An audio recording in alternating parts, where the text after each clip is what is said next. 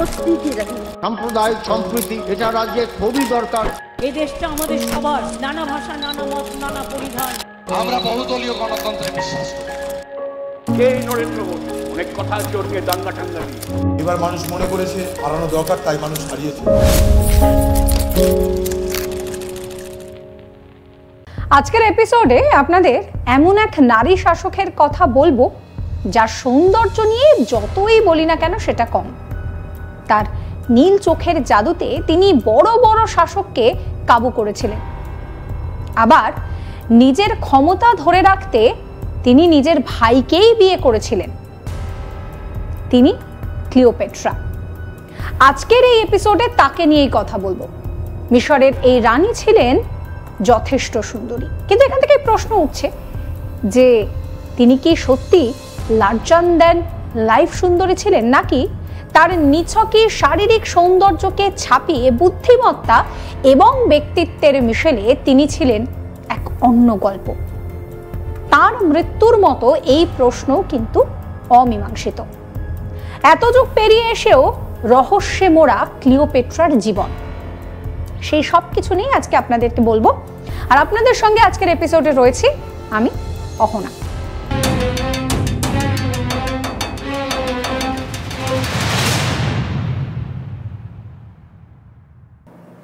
মাত্র ৩৯ বছর বয়স পর্যন্ত বেঁচে ছিলেন তিনি।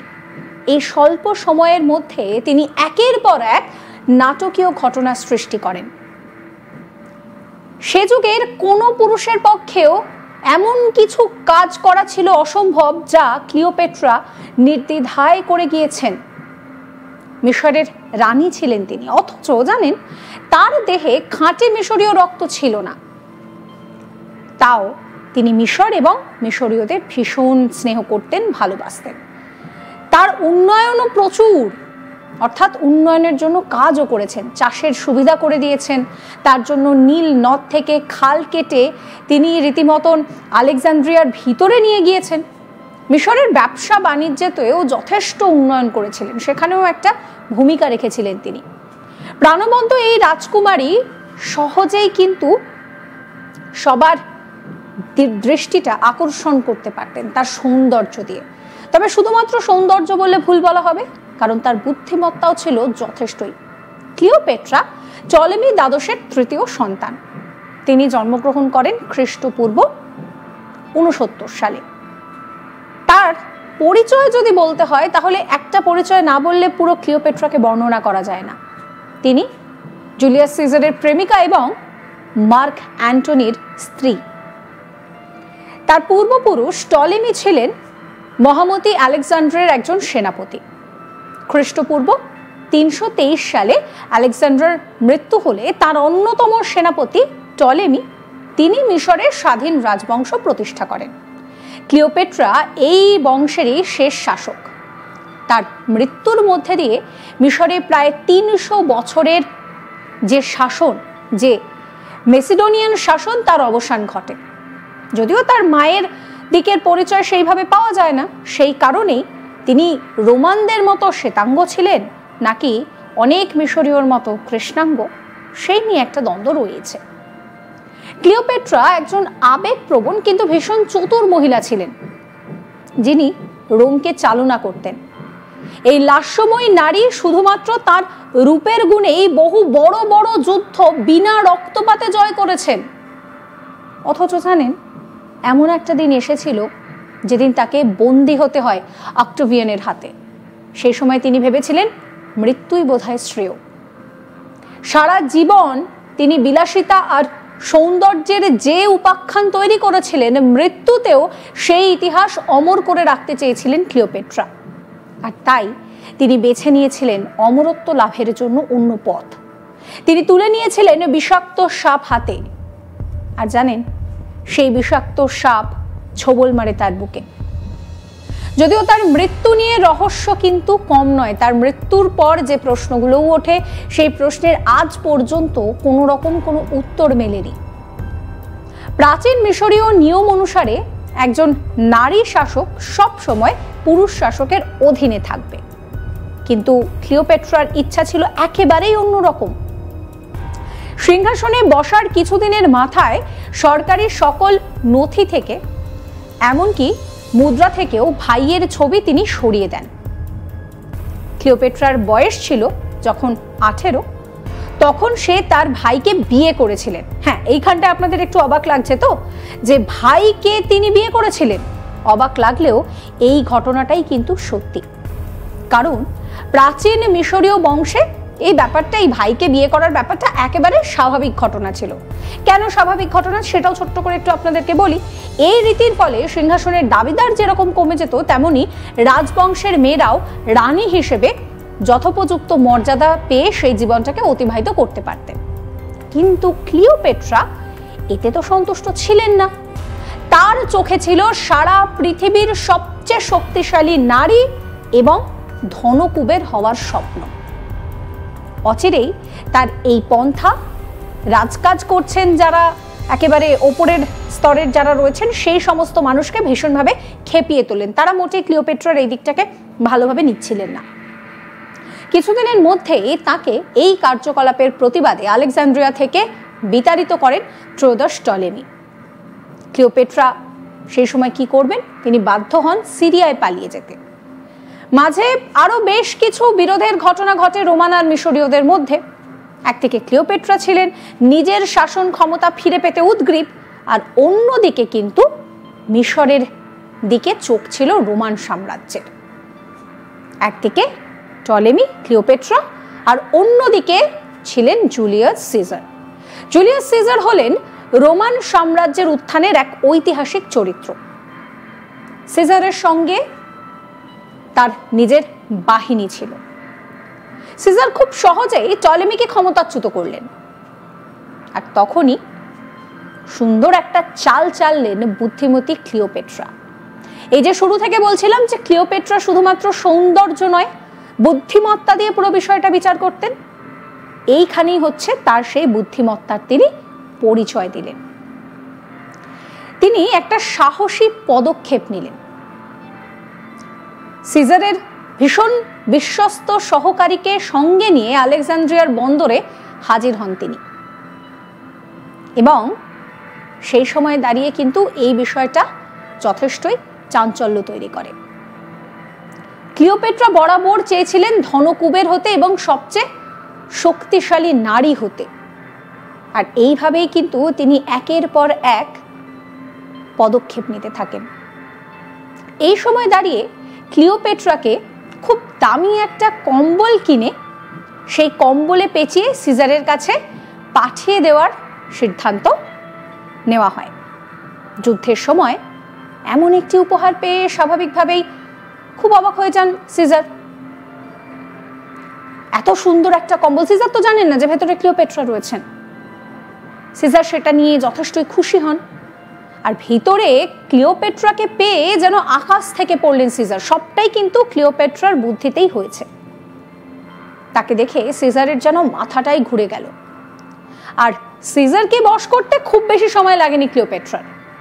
ব্যাপারটা একটু যদি ভাবেন তাহলে যেটা দাঁড়াচ্ছে যে একদিকে টলেমি ক্ষমতাচ্যুত হলেন, আলেকজান্দ্রিয়ার জন্য যুদ্ধ করলেন সিজার এবং সেপ্টেমিয়াস, ওদিকে বিনা যুদ্ধে সিংহাসনে বসলেন কিনা ক্লিওপেট্রা।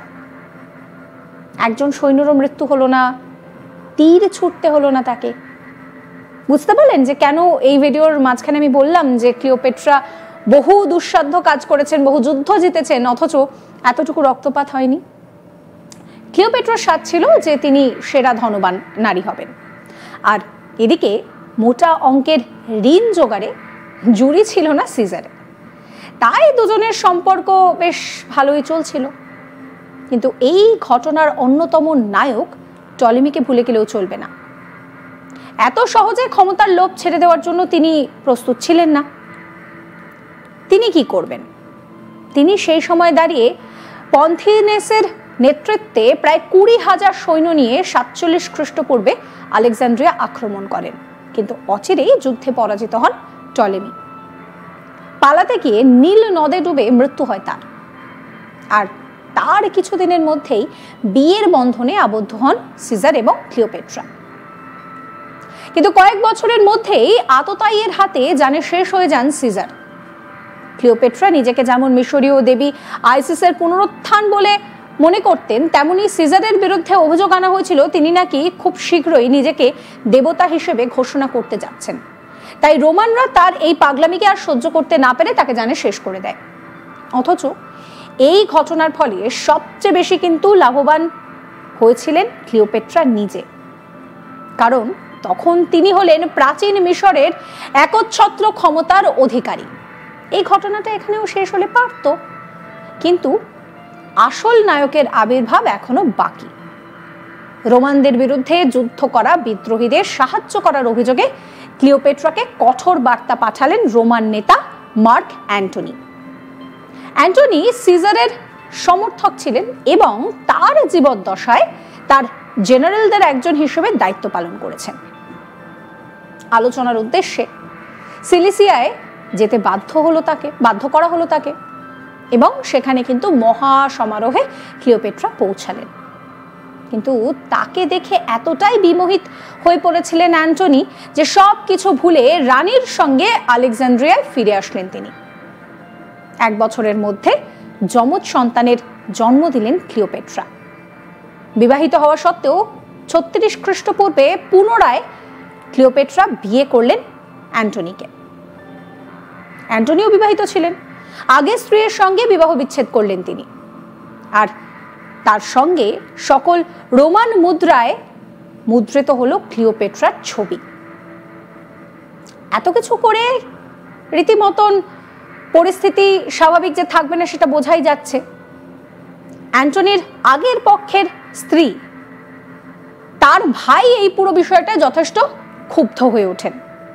সেই সময় দাঁড়িয়ে নৌপথে তিনি আক্রমণ করেন।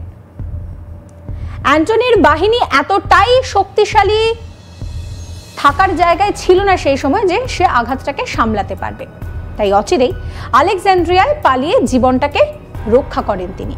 কিন্তু বিধিবাম, নিজের ভালোবাসার মানুষ ক্লিওপেট্রার মৃত্যুর মিথ্যে সংবাদ তাকে উদ্যত করে এবং সেখানেই তার মৃত্যু হয়। নিজের মৃত্যুর ভুয়ো খবর জানেন নিজেই ছড়িয়েছিলেন ক্লিওপেট্রা, কিন্তু এই ব্যাপারে অ্যান্টনি কিছুই জানতেন না।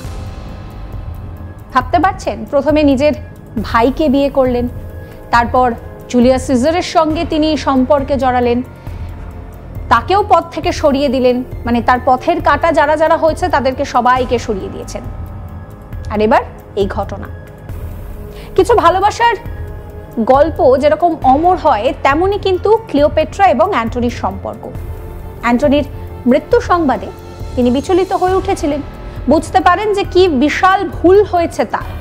এরপর 30 খ্রিস্টপূর্বে ভালোবাসার মানুষকে হারানোর ব্যথা নিয়ে তিনি এইভাবে সাপের কামড় নিজের উপরে নেন। ক্লিওপেট্রার মৃত্যুর সঙ্গে সঙ্গে শেষ হয়ে যায় মিশরে টলেমিদের রাজত্ব।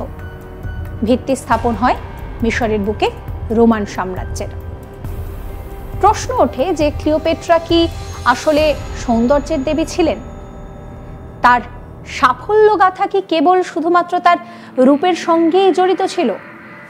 সিজার অথবা অ্যান্টনির মতো কুখ্যাত নারী ঘেঁষা চরিত্র ক্লিওপেট্রাকে কেবল তার আকর্ষণীয় রূপের জন্যই ভালোবেসেছিলেন?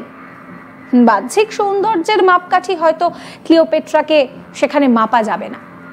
রোমান ইতিহাসবিদ ক্যাসিয়াস ডিও তিনি জানান যে ক্লিওপেট্রা নিজেকে প্রত্যেকের কাছে গ্রহণযোগ্য করে তোলার মতো অসাধারণ জ্ঞান সংগ্রহ করেছিলেন।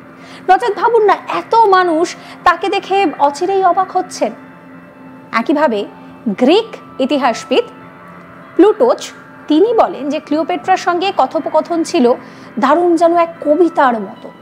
তার উপস্থিতি, তার কথা বলা, তার পুরো চরিত্রটাকে আকর্ষণীয় করে তোলার জন্য যথেষ্ট ছিল। তার গলার সেই মিষ্টতা, যে কোনো পরিস্থিতিকে নিজের বাগে আনার ক্ষমতা ছিল তার মধ্যে।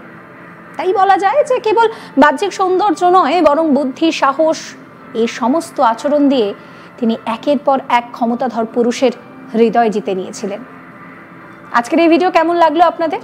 অবশ্যই কমেন্ট করে জানাবেন, কমেন্ট সেকশন খোলা রয়েছে আপনাদের জন্য। এবং একই সঙ্গে এই রকম সমস্ত ষড়যন্ত্রের ভিডিও দেখার জন্য চ্যানেলটিকে সাবস্ক্রাইব করবেন, ফলো করবেন আজ তাক বাংলার হোয়াটসঅ্যাপ চ্যানেলও। हमारी नीति हमेशा दोस्ती की रही। সাম্প্রদায়িক সম্প্রীতি এটা রাজ্যে খুবই দরকার। এই দেশটা আমাদের সবার, নানা ভাষা, নানা মত, নানা পরিধান। আমরা বহুদলীয় গণতন্ত্রে বিশ্বাস করি। সেই নরেন্দ্র মোদী অনেক কথা আছে ওর নিয়ে দাঙ্গা ঠাঙ্গা দিয়ে। এবার মানুষ মনে করেছে হারানো দরকার, তাই মানুষ হারিয়েছে।